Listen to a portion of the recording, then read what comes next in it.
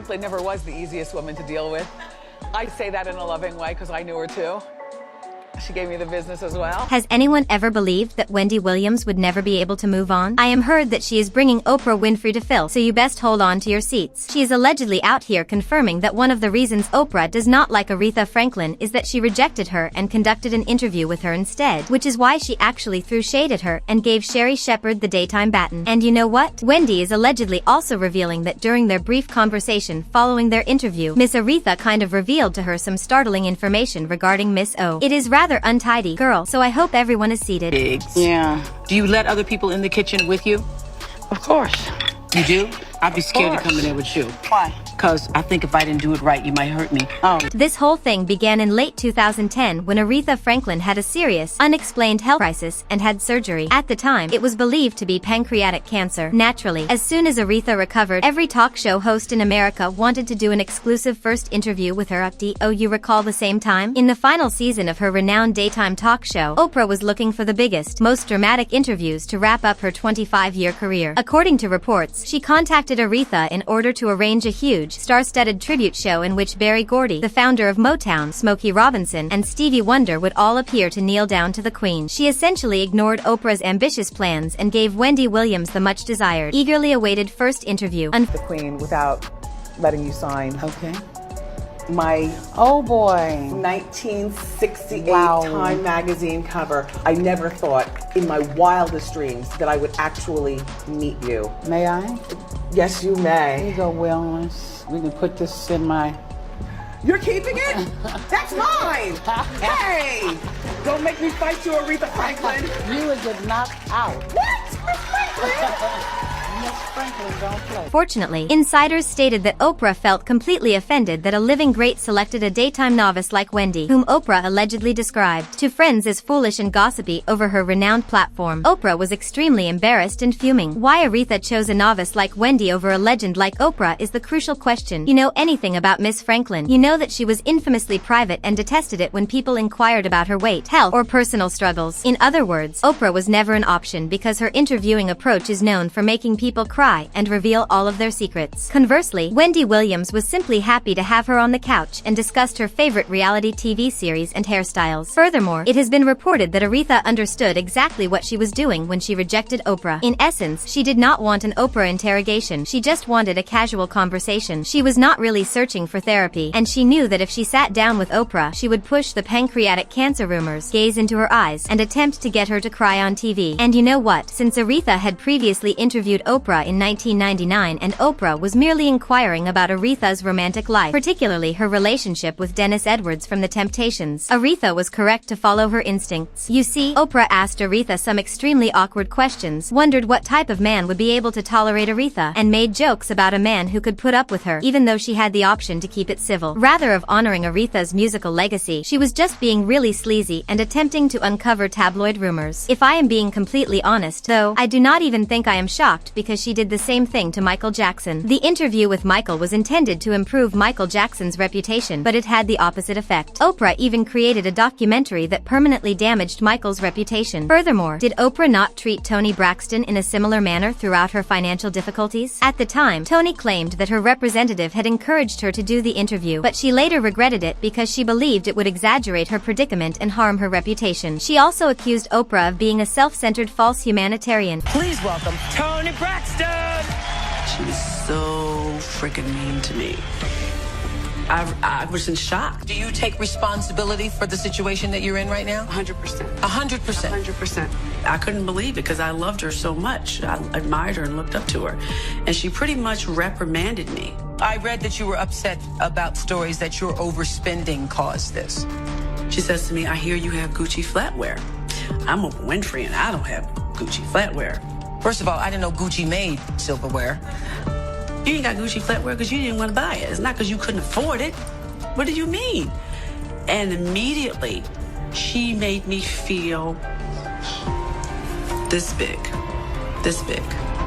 That moment completely changed my career. It made people look down on me. Knowing Oprah, she would have likely even questioned Aretha about the numerous rumors we have heard about her, such as the fact that her biological father fathered one of her children at the age of 12, that she married Ted White at the age of 19, and that he was a pimp who had several women as escorts, singers, and lovers. Who knows? Perhaps Aretha was even warned that she would be asked these kinds of questions, which is why she ignored Oprah and denied her the chance to go out with a bang. In any case, from what I have heard, she apparently discussed a lot about other topics after Aretha made her sit down with Wendy. For example, Wendy was gushing about Aretha's slim appearance on the air at the time, when Aretha had just undergone a major operation and lost a significant amount of weight. However, it seems that Aretha drew Wendy aside behind the scenes and gave her a firm, maternal warning about the risks of excessive dieting and the necessity for her to take care of her health as a woman in the entertainment industry. Let us just say that Aretha was not just providing Wendy dietary advice. She also apparently spoke with Wendy the reasons behind her rejection of Oprah and said something like, "Watch your back with Oprah. You are not friends with her. She is in charge of the media, and if you become too powerful, she will attempt to destroy your platform." According to insiders, Aretha even revealed details regarding Oprah's behind-the-scenes treatment of her guests, including how she uses her sofa to trick celebrities into crying for attention while privately criticizing them. According to rumors, this should help to explain some of the friction that has long existed between Oprah and Wendy. The problem is that Wendy Williams dominated the midday slot for years thanks to her enormous fan base, viral moments,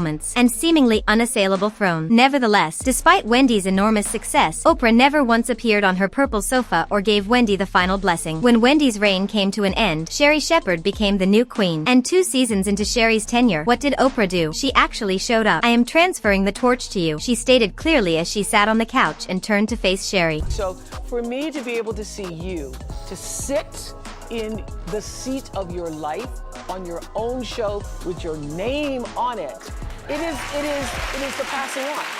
Thank you so It is the much. passing on. So you officially passing the baton I'm on to passing the baton. And when Wendy became the unchallenged queen of daytime after Oprah, why did she never pass that torch to her? In addition to having a devoted fan base, frequently viral moments, and equally remarkable guests, the Wendy Williams show dominated the daytime talk show slot for years. Her prior reign as radio queen also demonstrated that she had what it took to be the greatest. Was Oprah's decision to totally delete Wendy's daytime legacy a purposeful, premeditated snub? Was Oprah dealing the last blow in a feud that began back in 2011 by handing the reins directly to Sherri, Wendy's technical successor? According to reports, this action motivated Wendy, and since she is one of the few well-known individuals who has ever had the guts to discuss Oprah, I would not be shocked if Wendy were to reveal any information. She made a joke about how only Oprah would be willing to go so far as to interview Bill Cosby following his incident. How when R. Kelly got interviewed, everyone's gonna want to talk to Bill Cosby just to get his side of the story. I believe Oprah's the only one who stooped to that level. You never know, man. It's thirsty out here in these streets, and also too, like it's. In addition, he made statements about Oprah that other detractors were unable to. Here's for Wendy Williams. They meant to say Gail. But